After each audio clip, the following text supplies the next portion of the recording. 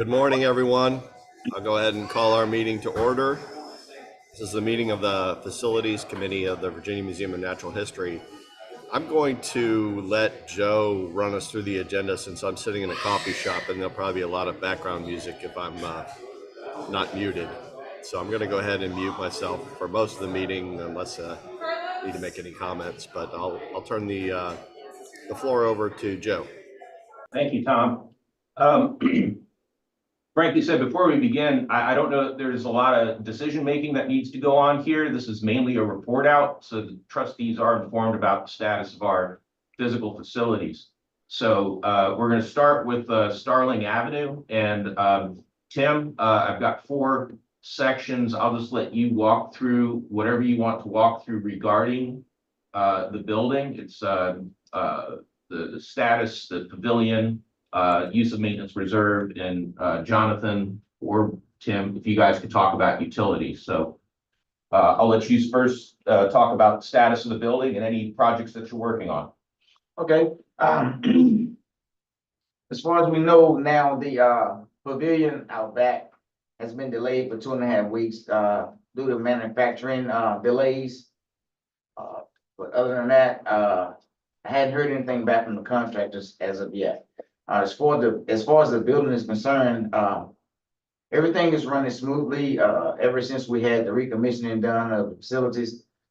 But as we all know, the building is 17 years old now, and it's starting to show its age in some of the areas. So some of the things that we'll be discussing in the future is probably redoing the HVAC units throughout the building. We have 23 HVAC units, and instead of trying to put band-aids on and repair, I think it's time we start looking into replacing of the units going forward. Other than that, I think everything's going well within the facility. And Tim, you replaced or augmented the water pumps out back. Oh yeah, our water delivery system, which again, it showed its age. So we replaced that unit, brand new, a month ago? Something like that. And we had issues with, as far as having these large festivals with water pressure.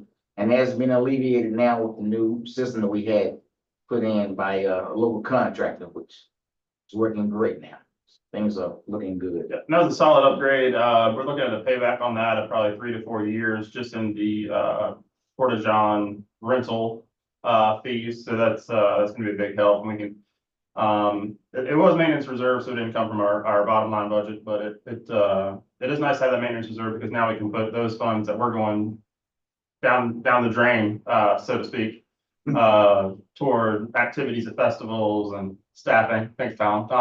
I like that. So see down. Do you want to jump into the Genus Adams education? Oh, yeah. Sorry. We just talked about, Sorry. the delays were in the manufacturing of the other beams, and then weather related, I think that hampers the construction guys as well, but we're just waiting now for the receipt of the beams, the column beams, and we start going vertical, and I'll be reporting on that and sending pictures as we move forward.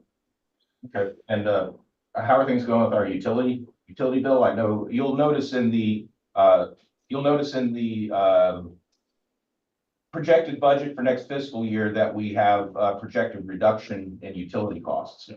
So this year was probably the best year to look at the reductions. The city is stacked on compounding interest, so not necessarily compounding interest, but compounding rate increases, roughly 22% higher than we were when we first started the ESCO project. So utilities are down 11%, but that's really roughly 35-ish% if you take out all the rate adjustments. The city's planning for another 5% increase this year.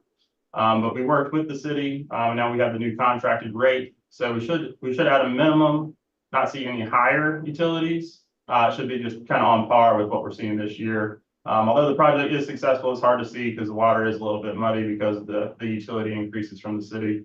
And that's because they went for 3 years without an increase. So they're just passing along their cost to us.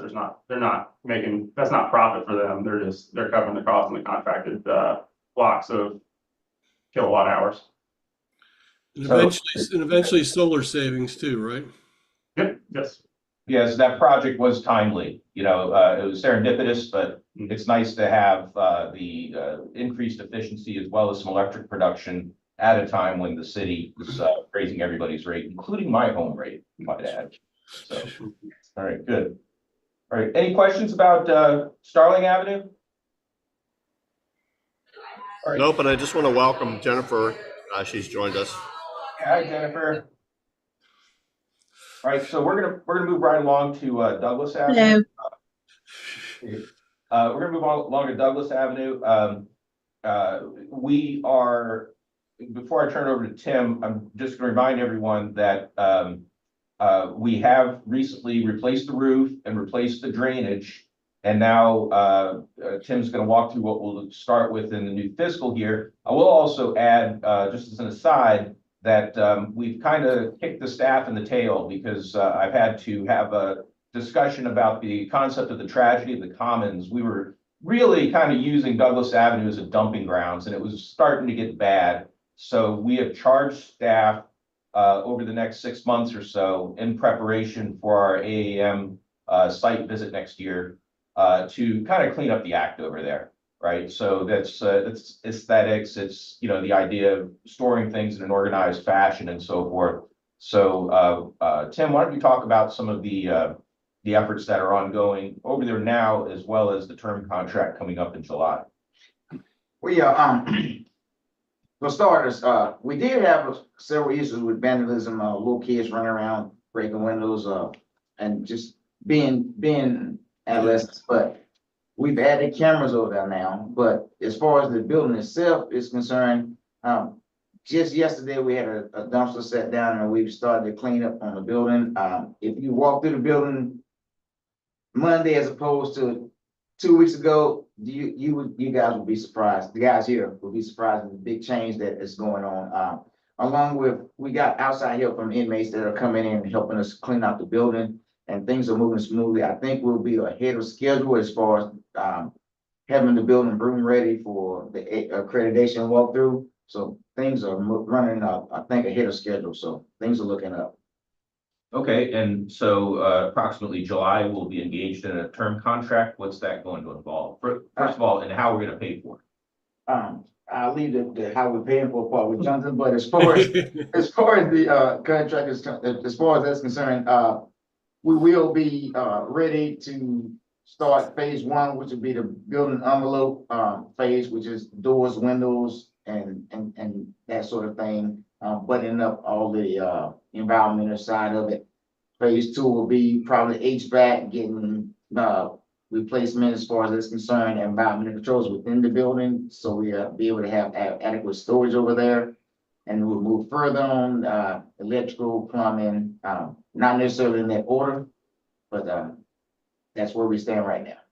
So that's all, you hear the state talking about deferred maintenance, so that'll be a maintenance reserve project. So there's a rough budget we have in there, and it gets kind of refilled every year. There's a substantial chunk of money there. We can get a lot done. We can definitely bring the building up to code, and we can certainly get it to where people can work over there now. I'm excited to move forward on that since the money's already available for us.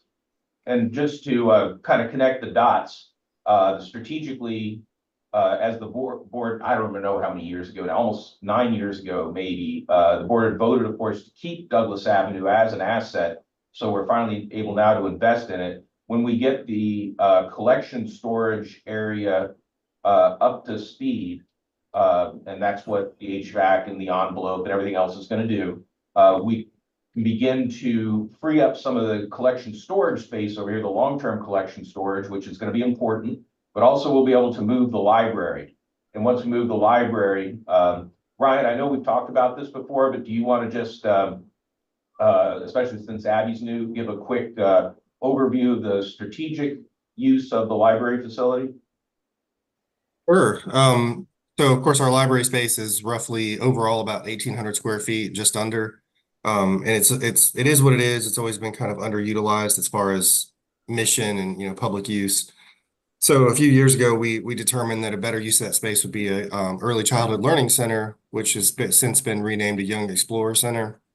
And so what it'll be is an area for young, pre-K, well, yeah, younger children and families, gathering space, less so exhibits and more interactive experiences.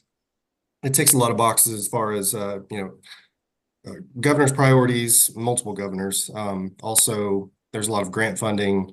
It's mission-based. It supports Christie's work as well. So yeah, that's in process. First step, one of the first steps is going to be the agency transfer of the shelving. So we had determined with DEB and several other agencies that that would be the recommended process. So once we're ready, we'll put the shelving into the system. It'll go out to other state agencies. It won't cost us anything. Whoever receives the shelving will be responsible for the costs and logistics. So that's one of the major first steps. Of course, very first step has been Tim and his crew moving all the materials safely in storage. So Yeah, it's gonna be a nice asset. I think, not only will it increase the visitor experience overall, but I'm anticipating that will, sell more family memberships. People will want to come back, bring their kids to a safe and energetic place. Same thing as when, we dedicated a lot of space up at the VMNH Waynesboro facility, to pre-K through third grade, experiences. And I'll just also add that, Ryan and I put together a proposal at the request of, Senator Kane and Senator Warner. It's what used to be called earmarks. It's a congressionally directed spending process. So they have the proposal and are shepherding it through the system. Of course, no guarantees, but this should provide ample funds to get that center populated with the exhibit and interactive experiences that we anticipate. So, Tom, I think that's what we have here on our end. Can you, Ryan, say the name of the Early Childhood Learning Center, what it's been renamed now again? Sure, Tom, it's the Young Explorer Center. Yep.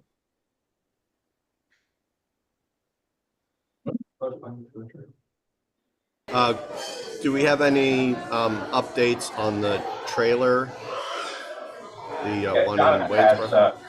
Jonathan has a couple of updates I can add on to. Yeah, so as it's not a fixed asset, it's kind of hard to work on with maintenance reserve funds. And as we know, it was in a bit of disrepair when we received it. We've done a lot kind of on our own through board and foundation supported initiatives to get that up to par. Did work with the budget analysts to get language in the budget bill this year to allow us to use maintenance reserve on that trailer. So that's going to allow us to totally revamp the trailer, and it kind of eliminates the gray area of it not being a fixed asset. It's not a building per se, but it is a substantial component of our operations. And staff made that case to our budget analyst, and she worked with us to get that passed this year. And then I'll add on to that as far as I know, it's open right now. Mary Poulin, Len Poulin's wife, is essentially our volunteer coordinator up there. So she has a cadre of about, I don't know, 6 or 8 volunteers who've expressed interest and are willing to dedicate time to that. And so to support them, we've also ordered and received, we just have to deliver now, a sandwich board sign that is going to go over to the farmers market when it's open, because that's when we have the trailer open. And then we also have one of those feather flags that will be placed outside next to the entry doorway to signal to people that the facility is open. So they're counting numbers. They're giving us a head count each week. And I think having that activity, is going to, be a good complement to everything else we've done, such as the lecture series, the participation in Riverfest, Fall Foliage Fest, education programs, and so forth. So it kind of increases our commitment to that community. So far, so good. The only other question that I would have about facilities is, I know there was some discussion about the YMCA building next door. Is there been any updates on that, Joe, that you're aware of? No, I haven't heard of any movement on their aspiration to build a new building a couple miles down the road from here. We've had no more discussions on that. This might be one of those things that they made a lot of progress and kind of a splashy announcement very quickly, but now that it comes to the reality that my understanding is that Harvest is going to provide 20% of the construction cost. Yes. Okay. Our understanding is that the local Harvest Foundation is going to present 20%, and I don't remember what the whole total budget is, but it's not insubstantial. So it may be quite some time down the road before that becomes a consideration of the board.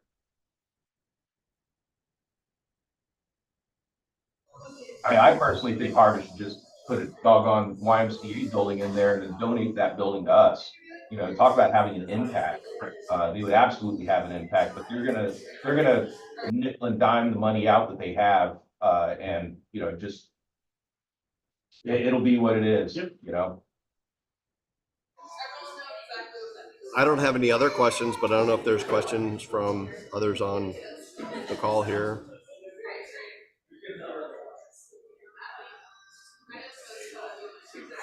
Abby, Here, did we give you a facilities tour yet? I can't remember.